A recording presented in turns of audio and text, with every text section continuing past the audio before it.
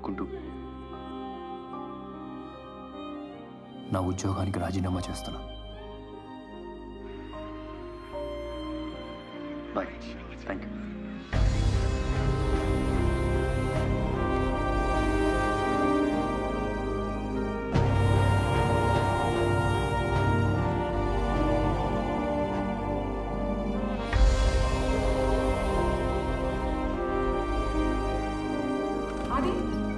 ఆది news come mystery వీడిన వరుస హత్యల కేసు.